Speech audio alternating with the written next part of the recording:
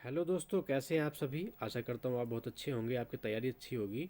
CTET का exam आपका 31 जनवरी को होने जा रहा है। आपने तैयारी बहुत अच्छी की होगी क्योंकि एग्ज़ाम की डेट आपकी बार बार एक्सटेंड हुई है। तो और आज बात करेंगे हम सीडीपी पर, या कहीं चाइल्ड डेवलपमेंट, बाल विकास बाल मनोविज्ञान। तो यहाँ पर मैं थ्योरी बेस्ड क्वेश्चंस तो आपको नहीं दे रहा हूँ, केवल आपको पॉइंट्स दे रहा हूँ, नोट्स आपको मैं प्रोवाइड करा रहा हूँ। आप चाहते हैं पीडीएफ तो मैं आपको व्हाट्सएप ग्रुप में शेयर भी कर सकता हूँ, वहाँ से आप इसको ले सकते हैं, राइट।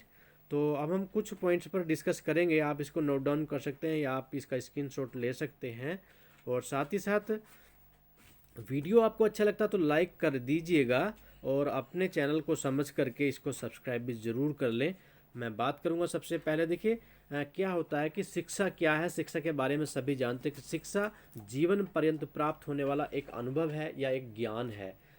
बच्चे के जन्म से लेकर के मृत्यु तक उसके अर्थात जीवन पर्यंत शिक्षा चलती रहती है। हम कहीं ना कहीं से शिक्षा लेते रहते हैं, सीखते रहते हैं। ठीक है। शिक्षण क्रिया का केंद्र बिंदु क्या है? तो अब छात्र है, पहले शिक्षक हुआ करता था, अब कौन होता है? अब छात्र होता है, राइट।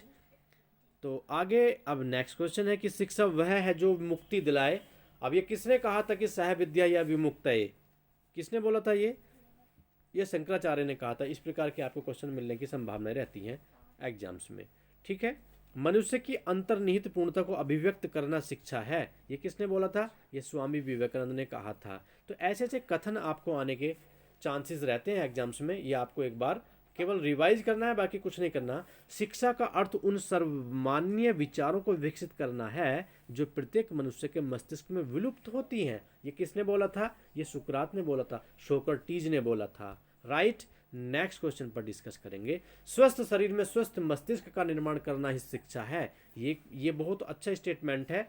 ये प्रश्न पहले आ भी चुका है और फिर से रिपीट हो सकता है। स्वस्थ शरीर में स्वस्थ मस्तिष्क का निर्माण करना ही शिक्षा है। तो ये अरिस्टोटल ने कहा था, अर्थात अरस्तु ने ऐसा बोला था। किसने बोला था? अरस्तु ने बोला था। अब देखिए, एजुकेशन को ई प्लस ड्यूको का संयोग कहा गया है। एजुकेशन अर्थात शिक्षा, इसको ई धन ड्यूको यहाँ पर लिखा है कि इसका संयोग कहा गया है। तो ई का मीनिंग क्या निकाला गया? ई का मतलब भीतर से है, अर्थात ड्यूको का अर्थ क्या बताया गया? बाहर निकालना। अर्थात जो हमारे अंदर कोई भी हमारा टैलेंट होता है उसको बाहर निकालना ही एजुकेशन होता है, या बाहर निकालने को ही शिक्षा बोलेंगे। ठीक है। आगे बात करेंगे। साइके का अर्थ क्या होता है, जिससे हमारी साइकोलॉजी स्टार्ट होती है। साइके का अर्थ क्या होता है? आत्मा होता है। ये आत्मा का ज्ञान विज्ञान ही तो है जो हम पढ़ रहे हैं। ये आत्मा का विज्ञान ही इसको बोला जाता है, बाल विकास को। ठीक है। या मनोविज्ञान हम इसको बोल सकते हैं। आगे बात करेंगे, साइकोलॉजी का शाब्दिक अर्थ होता है, तो जो हम अभी बात कर रहे थे, आत्मा का ज्ञान करना ही साइकोलॉजी का शाब्दिक अर्थ होता है, राइट। आगे देख, विद्या से अमरत्व की प्राप्ति होती है, ये कहाँ पर उल्लेख किया गया है? कॉमन क्वेश्चन है, जरूरी नहीं कि सी टेट में ही आए, ये आपके एस टेट में भी आ सकता है। जो ये कथन जो दिया गया है, ये कहाँ पर इसको उल्लेखित किया गया? यजुर्वेद में उल्लेखित किया गया है कि विद्या से अमृत की प्राप्ति होती है। ठीक है। शिक्षा कैसा विज्ञान है, ये आप समझ लेंगे, ये नियामक विज्ञान है। तो आपको यहाँ पर मैं ऑब्जेक्टिव क्वेश्चन तो दे नहीं रहा, आपको मैं वन लाइनर क्वेश्चंस आपको एक प्रकार से प्रोवाइड करा रहा हूँ, आप इनको अच्छे से समझ सकते हैं। मनोविज्ञान की प्रकृति होती है, आपको बताना है कि मनोविज्ञान की प्रकृति कैसी होती है, तो आप वहाँ पर लिखेंगे साइंटिफिक होती है या वैज्ञानिक होती है। ठीक है ना। आगे, किसके अनुसार, अर्थात किसने बोला था कि मनोविज्ञान चेतना का विज्ञान है? मोस्ट इंपोर्टेंट कोटेशन है दोस्तों, ये याद रखना। एक लाइन की है, एक लाइन क्या, आधी लाइन की है। मनोविज्ञान चेतना का विज्ञान, इसको हम परिभाषा बोल सकते हैं। ये किसने बोला था? जेम्स ने बोला था। ठीक है। अब शिक्षा मनोविज्ञान की परिधि के बारे में बात करेंगे। जैसे शिक्षा के 3 स्तंभ होते हैं, शिक्षक, शिक्षार्थी व पाठ्यक्रम, उसी प्रकार से शिक्षा मनोविज्ञान के भी 3 क्षेत्र हैं, शिक्षार्थी, शिक्षण प्रक्रिया और शिक्षण दशाएं। ठीक। आगे, मनोविज्ञान की सबसे अधिक प्रयोग की जाने वाली विधि कौन सी है? मोस्ट इंपोर्टेंट क्वेश्चन सदी का माना जाएगा ये, सी टेट हो या यूपी टेट हो या अदर कोई से भी टेट एग्जाम हो। मनोविज्ञान की सबसे अधिक प्रयोग की जाने वाली विधि कौन सी है? तो हम वहां पर लिखेंगे निरीक्षण विधि है, राइट। निरीक्षण विधि यहाँ पर कहलाएगी। शिक्षा मनोविज्ञान की विधियां, अब यहाँ पर देखिए, शिक्षा मनोविज्ञान की विधियां हम सारी देख लेते हैं, कौन कौन सी विधियां इसकी होती हैं, इसको भी हम देख लेते हैं। ठीक है ना। अभी देखिए, मैं आपके सामने पूरा डायग्राम शो करने का प्रयास कर रहा हूँ, हो जाएगा। थोड़ा मेरे को ये छोटा करना होगा। हाँ बिल्कुल, अब आपकी स्क्रीन पर बहुत अच्छे से शो हो रहा होगा। देखिए शिक्षा मनोविज्ञान की सारी विधियां हैं ये, तो थोड़ा हम ऊपर करेंगे। हाँ, अब तो कौन कौन सी है देख लेते हैं। निरीक्षण विधियां, प्रयोगात्मक विधियां और विवरणात्मक विधियां, ये 3 विधि हो जाती हैं शिक्षा मनोविज्ञान की।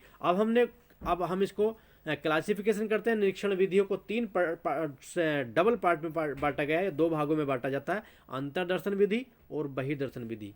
ठीक, प्रयोगात्मक विधि अपने आप में स्वतंत्र है, एक ही होती है। अब तीसरे नंबर पर थी विवरणात्मक विधियां।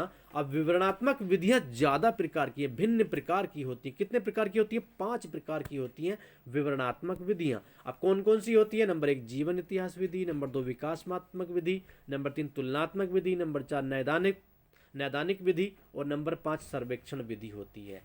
ठीक है, तो सबसे ज्यादा जो प्रयोग होती है वह निरीक्षण विधि होती है। ठीक, अब आगे बात करेंगे, थोड़ा और डिस्कस करते हैं आपके साथ में, आगे बात करेंगे। देखिए दोस्तों, एक बात हम आपसे बताएं, कैरियर प्लस एक ऐसा चैनल है, बेशक आप इसको फर्स्ट टाइम देख रहे हैं या पहले से आप देखते चले आ रहे हैं, देखते हैं पहले से तो आपके पास एक्सपीरियंस भी होगा, और जो फर्स्ट टाइम देख रहे हैं उनको मैं बताना चाहूँगा कि एक ऐसा चैनल जिस पर आप आंख बंद करके विश्वास कर सकते हैं, क्योंकि जितने अभी तक एग्जाम्स होते चले आए हैं वहाँ पर हमारे द्वारा प्रोवाइड किए गए मटेरियल से क्वेश्चंस हम हमेशा फंसते चले आए हैं। ठीक है, तो आप विश्वास करके इसके क्वेश्चंस को, जो भी हमारे पास नोट्स हैं, मटेरियल है, आप उसको सीन कर सकते हैं। आगे क्वेश्चन है, देखिए शिक्षा मनोविज्ञान का अध्ययन अध्यापक को इसलिए करना चाहिए, शिक्षा मनोविज्ञान का अध्ययन शिक्षक को क्यों करना चाहिए, इसको क्यों करना चाहिए? ताकि इसकी सहायता से अपने शिक्षण को अधिक प्रभावशाली बना सके, जो टीचर को टीचिंग करनी होती है उसको ज़्यादा इफेक्टिव बना सके, इंटरेस्टिंग बना सके, इसके लिए टीचर को एजुकेशन साइकोलॉजी को स्टडी करना चाहिए। राइट, आगे शिक्षण क्या है? अब शिक्षण क्या होता है? शिक्षण ज्ञान अर्जन होता है, जहाँ से हमें ज्ञान की प्राप्ति होती है, वही तो शिक्षण होता है। जब हम क्लास में पढ़ाते हैं बच्चों को तो हम क्या करते हैं? उससे बच्चों को ज्ञान प्राप्त होता है, ज्ञान अर्जन करते हैं बच्चे। नेक्स्ट, मनोविज्ञान का शाब्दिक अर्थ क्या है? हमें पता होना चाहिए कि मनोविज्ञान का शाब्दिक अर्थ क्या है, क्योंकि हम मनोविज्ञान का एग्जाम देने जा रहे हैं, तो मन का विज्ञान कहलाता है मनोविज्ञान। ठीक है, आगे बात करेंगे इसी पर।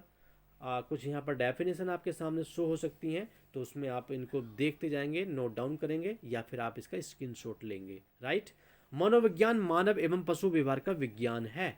ये किसने बोला था? मैंने तो नहीं बोला, मोर्गन ने कहा था। राइट, आगे शिक्षा मनोविज्ञान में अध्ययन किया जाता है। शिक्षा मनोविज्ञान में किसका अध्ययन किया जाता है? ये तो आप ही बताएंगे। तो किसका किया जाता है? मानव व्यवहार की शैक्षणिक परिस्थितियों का अध्ययन किया जाता है। ठीक है, आगे मनोविज्ञान से क्या तात्पर्य है? What is the means of psychology?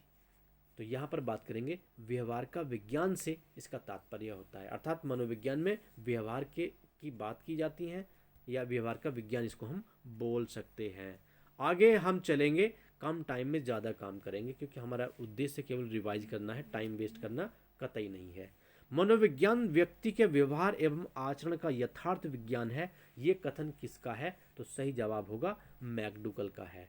ठीक, एक बात और आ जाती है यहीं पर कि मैकडूगल के अनुसार मूल परिवर्तियों की संख्या कितनी है? देखिए ये मोस्ट इंपोर्टेंट क्वेश्चन है, आप इसको ध्यान में डाल लें।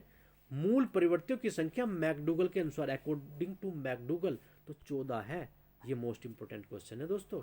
आगे बात करेंगे, शिक्षा को मनोवैज्ञानिक आधार की आवश्यकता क्यों है? अब इसकी भी हमें बात करनी पड़ेगी, तो हम इसको थोड़ा सा हाईलाइट करते हैं। बालकों के आंतरिक एवं बाह्य गुणों का पता लगाने तथा शैक्षिक समस्याओं के समाधान हेतु शिक्षा की दृष्टि से बालक की महत्वपूर्ण आवश्यकता है।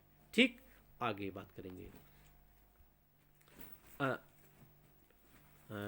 शिक्षा की दृष्टि से बालक की महत्वपूर्ण आवश्यकता क्या है? बालकों के साथ मनोवैज्ञानिक व्यवहार की आवश्यकता। ठीक, आगे चलेंगे, आगे बात करते हैं हम। देखिए आपके सामने स्क्रीन पर ले लेते हैं, ये शिक्षा मनोविज्ञान शिक्षण विधियों के चयन में शिक्षक की सहायता करता है। ये कथन किसने कहा था? शिक्षा मनोविज्ञान शिक्षण विधियों के चयन में, टीचिंग मेथड के सिलेक्शन प्रोसीजर में हेल्प करता है। किसकी? टीचर की। कौन? Education psychology. तो ये किसने बोला? ये स्किनर ने बोला था। ठीक, आगे मनोविज्ञान है, साइकोलॉजी इज क्या है? विधायक विज्ञान है। यहाँ पर विधियां दी गई हैं, विधायक विज्ञान इसको बोला गया। निरीक्षण विधि में क्या किया जाता है? निरीक्षण विधि में किया जाता है, क्या दूसरों का अध्ययन किया जाता है। जब हम किसी को ऑब्जर्व करते हैं ना, हम किसी का निरीक्षण करते हैं ना जा करके, अब इंस्पेक्शन में क्या करना होता है, वहाँ पर हम उस व्यक्ति को स्टडी करते हैं जो हमारे सामने बैठा हुआ होता है, ठीक, उसकी सारी एक्टिविटीज को हम पॉइंटेड करते हैं, तो वो दूसरों का अध्ययन करना कहलाता है। मनोविज्ञान की उचित विषय वस्तु क्या है, कंटेंट क्या है साइकोलॉजी का, what is the content of psychology, तो वह व्यवहार कहलाएगा। बिहेव ही तो है इसका सब कुछ, बिहेव पे ही तो पूरा साइकोलॉजी डिपेंडेड है, सारी बातें तो बिहेव की होती हैं, ठीक। आगे चलेंगे। मनोविज्ञान शिक्षा का आधारभूत विज्ञान है, ये कथन किसका था, ये स्किनर ने बोला था। ऐसी बात तो स्किनर ही बोल सकते हैं, मनोविज्ञान शिक्षा का आधारभूत विज्ञान है, ये स्किनर ने बोला था। शिक्षा मनोविज्ञान का केंद्र है, सभी को पता है, वह बालक है, राइट।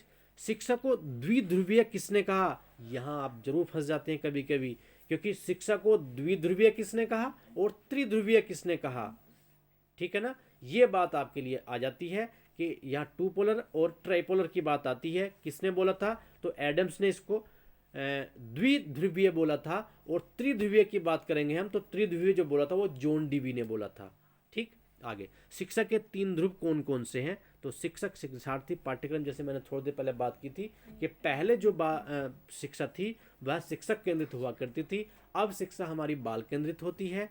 और शिक्षा को त्रिध्रुवीय मानने वाले प्रसिद्ध शिक्षा शास्त्री का नाम हमने पहले बताया था, जॉन डीवी है, परंतु रहने वाले कहाँ के हैं, अपने भारत के तो है नहीं, तो ये कहाँ के रहने वाले हैं भाई, ये अमेरिका के रहने वाले हैं।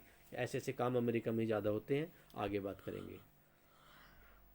शिक्षा का स्तर ऊंचा उठाने के लिए आवश्यक है, शिक्षा का लेवल है ना, शिक्षा का लेवल ऊपर उठाना है तो उसके लिए क्या जरूरी है, क्या इंपॉर्टेंट है, संपूर्ण शिक्षण प्रक्रिया का सतत मूल्यांकन करना होगा, तभी हम शिक्षा का स्तर उठा सकते हैं। आगे बात करेंगे। वैदिक काल में शिक्षा का सर्वोच्च उद्देश्य था, वैदिक काल में शिक्षा का सर्वोच्च उद्देश्य क्या था, तो मोक्ष की प्राप्ति करना था। वैदिक पीरियड की बात चल रही है, वैदिक काल में जो शिक्षा दी जाती थी वह इसी प्रकार की दी जाती थी, जो आध्यात्मिक शिक्षा ज़्यादा हुआ करती थी, और उसका जो मेन उद्देश्य था वह मोक्ष की प्राप्ति करना था, राइट।